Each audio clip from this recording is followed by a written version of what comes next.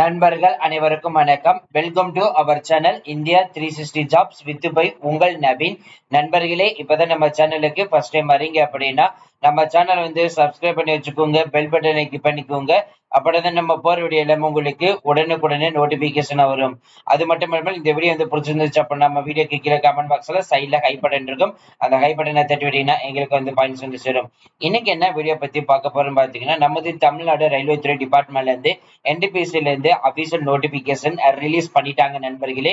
இந்த notification 21/10/2025 release பண்ணிருக்காங்க. 5818 மாபெரும் காலி பணியிடங்கள் அனௌன்ஸ் பண்ணிருக்காங்க. 6 வகையான போஸ்டிங்.